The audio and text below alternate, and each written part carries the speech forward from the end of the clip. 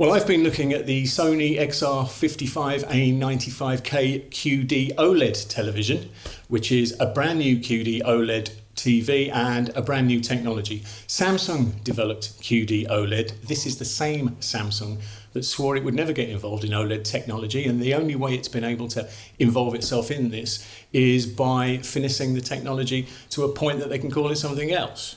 QD-OLED is designed to retain all of the strengths of OLED television, the wide viewing angles, the deep black tones, the pixel level contrasts, and address the one perceived shortcoming of OLED, which is its brightness or its lack thereof. Obviously Samsung manufactures these panels, but it'll sell them to anyone if the price is right. They've sold some to Sony. Sony have fitted their cognitive processor XR to look after all of the picture quality, and the result is a range called A95K. I've had the 55-inch version on the bench, and very impressive it is too, as it should be at the money. It's, in picture quality terms, I suppose first things first, it's not super bright, which is kind of the reason that QD-OLED was developed, was to address this brightness issue. It's not super bright, it's not really that much brighter than the brightest OLED panels that LG manufacture. But what it does do with the bright tones is to offer them real detail and real variation and not just bleach them out. So the contrasts are even wider than you would normally expect from an OLED TV. In every other respect, it's OLED business as usual, which is good news, right? It's blacks are deep and they're varied and they're detailed. The color balance is lovely once you've trawled through the setup menus. And the viewing angles are excellent.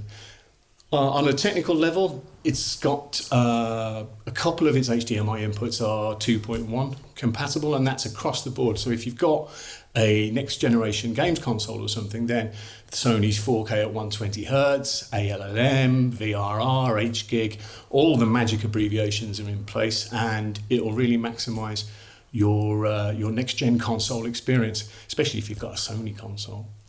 In terms of sound, Sony's been fitting actuators to its OLED TVs for a while now, which basically turns the entire screen into a speaker.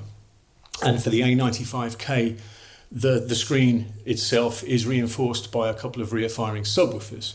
So for a television that doesn't even have a visible sound system, it's actually very agreeable indeed in the way that it sounds. Really, to make an improvement on a TV with an integrated sound system, you'd have to buy a Philips with a Bowers & Wilkins system or a Panasonic with a Technics. Sony knows exactly what it's doing with this technology now, and it works really well. It's quite chunky sounding by the standards of televisions. It's detailed. Sony likes it so much, in fact, that it's fitted spring clips on the back of the TV so that the TV itself can be the center channel in your surround sound system if you fancy that. Don't fancy that. What else can I tell you? The stand. Stand is excellent. Stand lets you can fit the big chunky stand to the front or to the back of the screen. If you fit it to the back, the screen leans back just a little bit in the for the sake of good viewing angles, and is basically invisible. If you fit it to the front, it means the screen can go right back, almost flush to the wall. It's not the slimmest television you've ever seen. A lot of the appeal of OLED is how slim they are, or can be. This one isn't. This one's over 4 centimeters deep, which is a bit of a throwback, but I guess you have to keep your actuators and your subwoofer somewhere. At launch, this is the thick end of £2,700 at launch, and this is a 55-inch television, so there's no two ways about it. This is a pricey machine.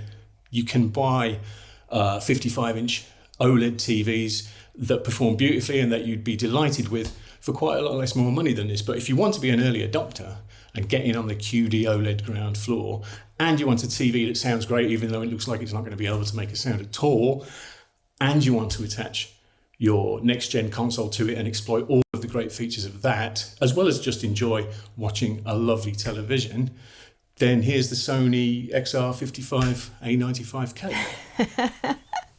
Well, I'm glad for that money. It's not just a lovely television. But Simon, what's it like to live with? When you do reviews like this, how long do you spend putting a TV through its paces and getting to know all the tech? I think televisions reveal themselves reasonably quickly. I mean, when you get a telly out of the box and you put it on the stand, that's just, that's the start of it. A TV, especially TVs that are technologically extremely complicated, can take a lot of setting up. When you take them out of the box, they're kind of ready to look good in the showroom, which when it's in the home is just quite like being shouted at. So you need to go through all of the setup menus, and there are plenty of setup menus on this telly, and finesse it to the point that you're happy with.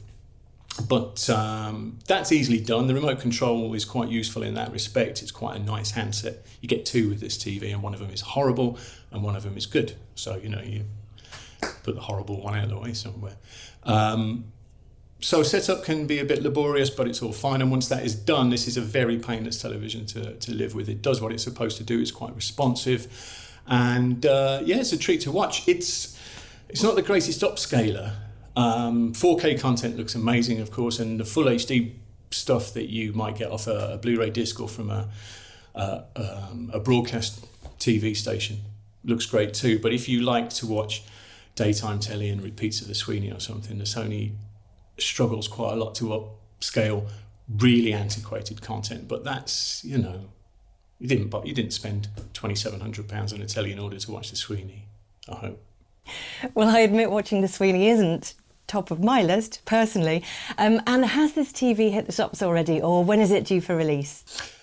Yeah, no, it's on sale now. It's been on sale for a few weeks, I think. Sony, like everybody else, can be pretty guarded about the success or otherwise of products in the first few months that they're launched.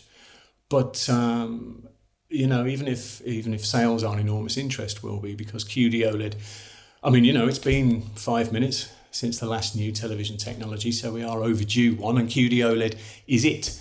And so on a technological level, it's very interesting, and people will be interested.